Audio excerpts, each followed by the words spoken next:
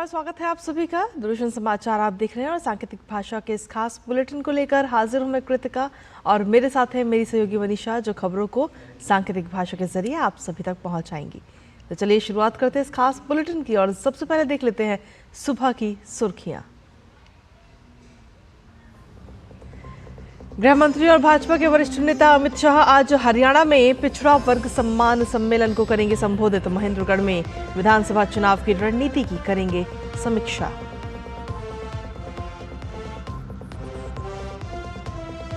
विदेश मंत्री doctor S Jaishankar का 2 दिवसीय मॉरिशस दौरा आज से होगा शुरू।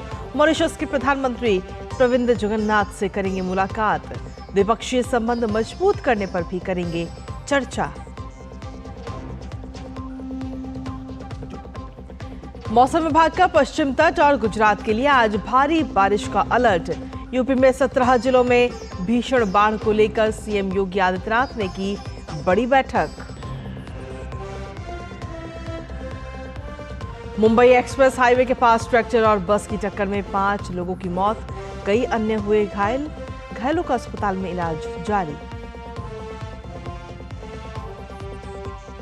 अंतर्राष्ट्रीय खबरों में डोनाल्ड ट्रंप बने राष्ट्रपति पद के लिए रिपब्लिकन पार्टी के आधिकारिक उम्मीदवार।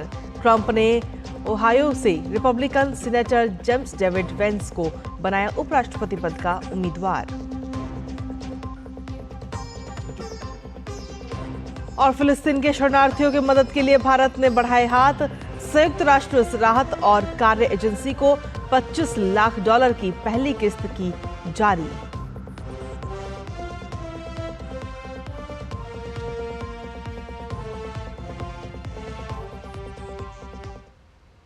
तो ये थी सुबह की अहम सुर्खियां और सुर्खियों के बाद अब खबरों में विस्तार से बात करेंगे, जहां केंद्रीय गृह और सहकारिता मंत्री और भाजपा के वरिष्ठ नेता अमित शाह आज हरियाणा का दौरा करेंगे।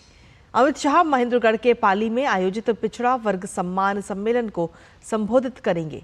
कार्यक्रम में प्रदेश के मुख्यमंत्री नायब सिंह सैनी, भाजपा प्रदेश अध्यक्ष मोहन लाल भड़ौली सहित केंद्रीय मंत्री, सांसद, विधायक व प्रदेश भर से पार्टी पदाधिकारी इसमें शामिल होंगे। केंद्रीय गृह मंत्री ने सोमवार को सोशल मीडिया प्लेटफॉर्म एक्स पर अपने संदेश में कहा कि वो इस सम्मेलन के जरिए प्रदेश के पिछड़े वर्ग के बहनों भाइयों से संवाद करने के लिए उत्साहित है। साथ ही उन्होंने कहा कि पिछड़े वर्ग के सम्मान व सशक्तिकरण के लिए मोदी जी के नेतृत्व में हरियाणा सरकार कटिबद्ध रही है और केंद्र व हरियाणा सरकार के कार्यों से आज प्रदेश व देश भर के पिछड़े समाज का आत्मगौरव बढ़ा है। इसके अलावा अमित शाह महेंद्रगढ़ में ही पार्टी पदाधिकारियों के साथ आगामी विधानसभा चुनाव की रणनीति को लेकर भी समीक्षा करेंगे।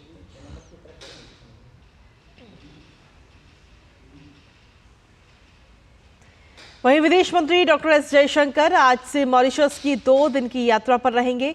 इस यात्रा के दौरान विदेश मंत्री मॉरिशस के प्रधानमंत्री प्रविंद जगन्नाथ से भी मुलाकात करेंगे और अन्य वरिष्ठ मंत्रियों के साथ द्विपक्षीय बैठक भी करेंगे।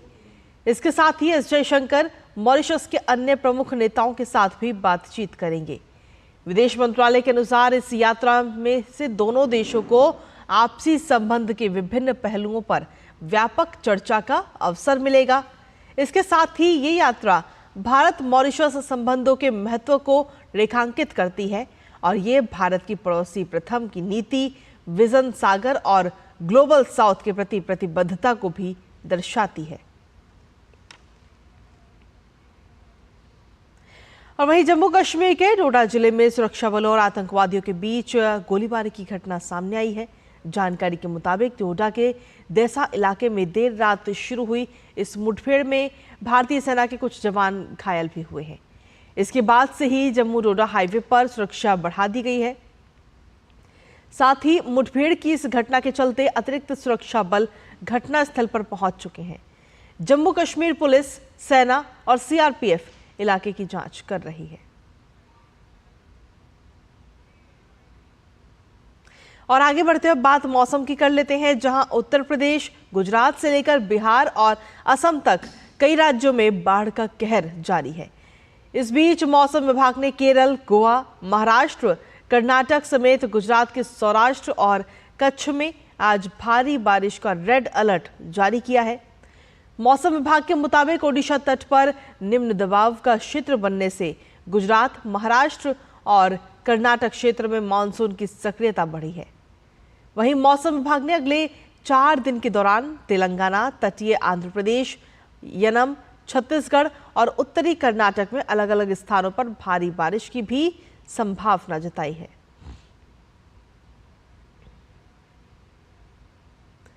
वहीं उत्तर प्रदेश में गंगा, गोमती और घाघरा नदी का जलस्तर लगातार बढ़ रहा है।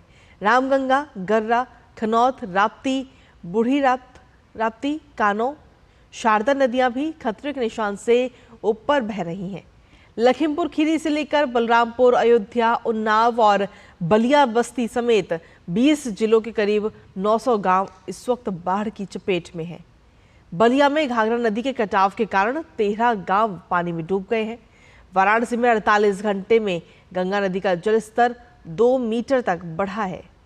मुख्यमंत्री योगी आदित्यनाथ ने बीते कल उच्च स्तरीय बैठक में बाढ़ प्रभावित इलाकों की समीक्षा करते हुए कहा कि बाढ़ आपदा सहायता और संवेदना का समय है।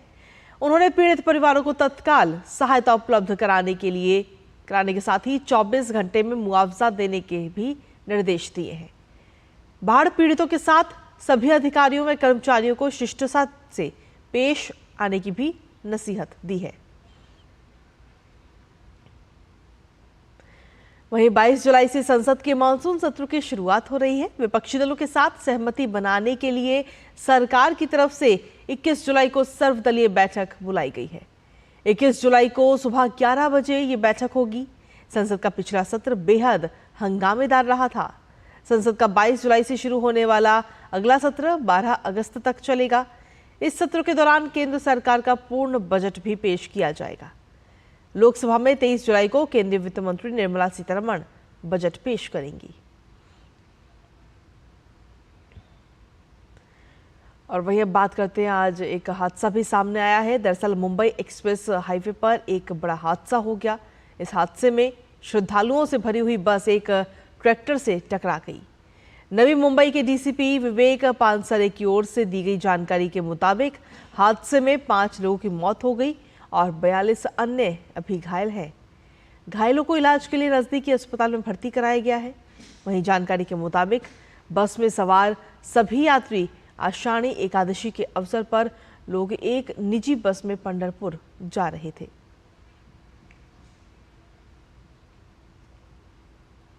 और आगे बढ़ते हुए बात अंतर्राष्ट्रीय खबर की करेंगे, जहां अमेरिका में रिपब्लिकन नेशनल कन्वेंशन में पर्याप्त संख्या में डेलीगेट के वोट हासिल करने के बाद डोनाल्ड ट्रंप राष्ट्रपति पद के लिए रिपब्लिकन पार्टी के आधिकारिक उम्मीदवार बन चुके हैं।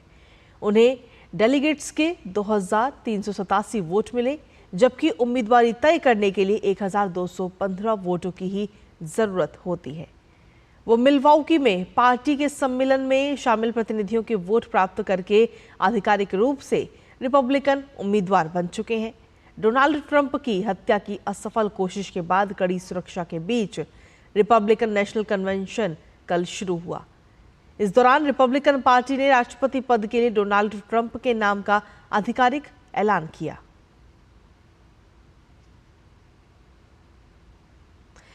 और वहीं इस मौके पर उपराष्ट्रपति पद के लिए जेम्स डेविड वेंस के नाम का भी ऐलान किया गया। इस दौरान किसी भी डेलीगेट्स ने वेंस का विरोध नहीं किया है। वेंस को ट्रंप का करीबी माना जाता है। वेंस 2022 में पहली बार रिपब्लिकन पार्टी से ओहायो से सीनेट चुने गए थे। वेंस ने 2016 में कहा था कि वो कभी ट्रंप के समर्थक नहीं रहे। उन्होंने ट्रंप को समस्या हल नहीं करने वाला इंसान बताया था। फिर 2021 में उन्होंने इसके लिए ट्रंप से माफी भी मांगी। साथ ही रिपब्लिकन पार्टी से चुनाव लड़ने की इच्छा भी जाहिर की थी। इसके बाद वो ट्रंप के बेहद करीब होते गए।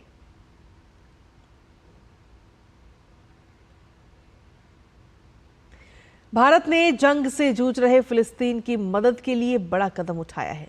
भारत ने 2024-25 के लिए फिलिस्तीन शरणार्थियों के लिए संयुक्त राष्ट्र राहत और कार्य एजेंसी UNRWA को $25 लाख की पहली किस्त जारी की है। भारत की संयुक्त राष्ट्र एजेंसी के मुख्य कार्यक्रमों और सेवाओं के लिए $50 लाख के योगदान की ये घोषणा की गई। इसमें फिलिस्तीनी शरणार्थियों को दी जाने वाली स्वास्थ्य, शिक्षा, राहत और सामाजिक सेवाएं शामिल हैं। यूरो कप जीतने वाली स्पेन की टीम का स्वदेश पहुंचने पर लोगों ने भव्य स्वागत किया। राजधानी मैड्रिड की सड़कों पर हजारों की संख्या में लोगों ने ओपन बस में सवार विजेता टीम का गर्मजोशी के साथ स्वागत किया है। स्पेन पहुंचने पर फुटबॉल टीम के सदस्य किंग फेलिप सिक्स्थ और प्रधानमंत्री पेड्रो सांचेज से मिले। इसके बाद टीम ने यूरो कप की ट्रॉफी के साथ खुली बस में राजधानी मैड्रिड में परेड किया। बस में सामने रखी ट्रॉफी के अलावा बस पर इट्स ओनली द बिगिनिंग का भी संदेश लिखा था। और इसी के साथ फिलहाल सांकेतिक भाषा के इस खास बुलेटिन में मुझे, मेरी सहयोगी मनीषा और हमारी पूरी टीम को दीजिए अनुमति। नमस्कार।